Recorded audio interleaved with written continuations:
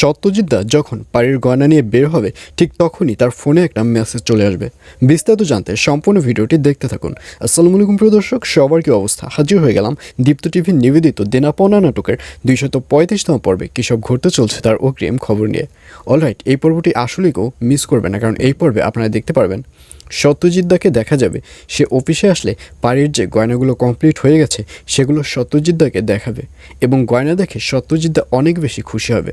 সত্যজিৎদা বলবে, গয়নাগুলো অনেক বেশি সুন্দর হয়েছে, আমি এবার দুবাই ফেস্টিভ্যালে সবার সাথে হাড্ডাহাড্ডি লড়াই করতে পারবো এবং আমি জিতবো, এটাই শিওর। আর এই কথা শুনে সৌরভ বলবে, আপনি একাই? তখন সত্যজিৎদা বলবে, না না, আমি একা কেন, আমরা সবাই, তোমরাও তো অনেক কষ্ট করেছো, আমরা সবাই গর্বের সহিত লড়াই করতে পারবো। এবং এই বলে সত্যজিৎদাকে দেখা যাবে সে যখন গয়নাগুলো রেডি করে ব্যাগের মধ্যে ঢুকিয়ে যখন বের হবে ঠিক তখনই তার ফোনে একটা মেসেজ চলে আসবে। আর মেসেজের সাউন্ড পেয়ে সত্যজিৎদা বলবে, দেখি কে আবার মেসেজ করলো। এই বলে ফোনটি যখন অন করবে তখন সত্যজিৎদা দেখতে পারবে সানসেট ভ্যালি কোম্পানি থেকে পাড়ির ডিজাইনের একটা খবর বেরোয়েছে। আর ওটি দেখে সত্যজিৎদাকে দেখা যাবে যে পাড়ির যে ডিজাইনটি রয়েছে, অর্থাৎ সে নিজে যে ডিজাইনটি এঁকেছে সেই ডিজাইনটি এবং ওই খবরের নিউজের যে ডিজাইন, এই দুটো ডিজাইন মিলাবে। এই দুটো ডিজাইন মিলিয়ে দেখতে পারবে যে দুটি ডিজাইন হুবাহু একই। আর এটি দেখে সত্যজিৎদা আশ্চর্য হয়ে যাবে। সত্যজিৎদা পাড়িকে বলবে, এ ধরনের বাটপাড়ি কবে থেকে শুরু করলে?